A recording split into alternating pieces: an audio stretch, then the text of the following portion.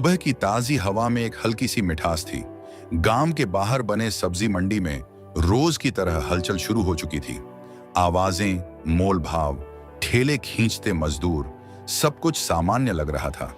लेकिन उसी सामान्य भीड़ में आज कोई खास शख्स मौजूद थी जिसका वहां होना बेहद असामान्य था। उसने साधारण कपड़े पहने हुए थे, बिना किसी सरकारी गाड़ी या सुरक्षा गार्ड के। एक आम महिला की तरह। उम्र करीब 35 साल, चेहरा शांत और आत्मविश्वास से भरा हुआ। लोग उसे देखकर बस इतना ही समझ पाए कि यह कोई बाहर की औरत है। लेकिन कोई नहीं जानता था कि वह इस जिले की डीएम आर्या राठौर है। डीएम आर्या राठौर सीधे एक ठेले के पास रुकती है, जहां एक करीब 32 साल की महिला सब्जी बेच रही थी। महिला की मांग में सिंदूर, माथे पर हल्का पसीना और आवाज में मेहनत की थकावट थी। आर्या ने मुस्कुराकर पूछा, बहन, टमाटर क्या भाव दिए हैं? महिला ने नजर उठाई और बोली, आज टमाटर 20 रुपए किलो है बहन, आपको कितना चाहिए? तभी एक नन्हा बच्चा जो स्कूल यूनिफॉर्म में था दौड़ता हुआ आता है और उस ठेले वाली औरत से कहता है, मम्मा, मुझे स्कूल छोड़ दो ना, देर हो रही है। अगर लेट हो गया तो टीचर मुझे डांटेंगे। महिला ने सब्जी का तराजू किनारे रखा और बच्चे से प्यार से बोली, बेटा, थोड़ी देर ठहर जा, पहले इस दीदी को सब्जी दे दूं, फिर चलते हैं। बच्चा जिद करता रहा, नहीं मम्मा, अभी चलो ना प्लीज। डीएम आर्या राठौर यह सब देख रही थी। यह सब देखकर उनका दिल पिघल गया।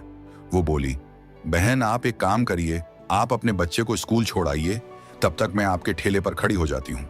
ठेले वाली महिला ने संकोच करते हुए कहा, अरे नहीं बहन, आप क्यों तकलीफ लेंगी? लेकिन आर्या के भरोसे से भरे शब्दों ने उसे मना लिया। वो बोली, ठीक है बहन, मैं इसे स्कूल छोड़कर जल्दी वापस आती हूं। और वो बच्चे को लेकर चली गई। जिला कलेक्टर आर्या राठौर ठेले पर खड़ी हो जाती है और अपने चारों तरफ के माहौल को गौर से देखने लगती है।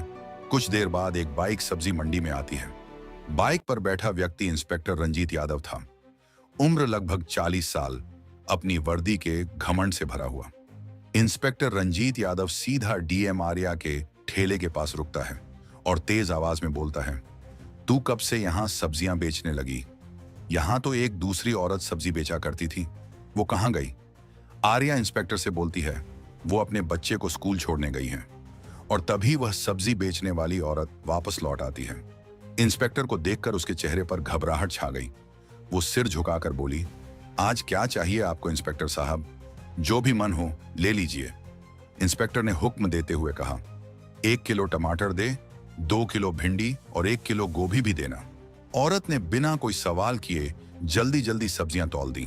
इंस्पेक्टर बिना एक भी पैसा दिए अपनी मोटरसाइकिल पर बैठा और वहां से चलता बना। यह सब देखकर आर्या राठौर हैरान रह गई। फिर उसने सब्जी वाली से पूछा, बहन, उस इंस्पेक्टर ने सब्जियों के पैसे क्यों नहीं दिए और आपने उससे कुछ कहा क्यों नहीं? औरत की आंखों में गहरी मजबूरी साफ झलक रही थी। उसने दर्द भरी आवाज में कहा, बहन, क्या कहूं, यह इंस्पेक्टर रोज ऐसे ही फ्री में सब्जियां ले जाता है। जब मना करती हूं तो मुझे डराता है, धमकाता है, कहता है मुझसे पैसे मांगेगी तू? तेरी इतनी हिम्मत, अभी तेरे ठेले को उठवा दूंगा और किसी नाले में फेंकवा दूंगा, फिर देखूंगा तुझे कैसे ठेला लगाएगी तू। बहन, मुझे सच में डर लगता है। अगर ठेला चला गया तो घर कैसे चलेगा? मेरे बच्चे क्या खाएंगे और स्कूल कैसे जाएंगे? इसलिए चुपचाप फ्री में उसे सब्जियां दे देती हूं। यह सुनकर आर्या राठौर के चेहरे का रंग बदल गया। वो भीतर तक हिल गई थी।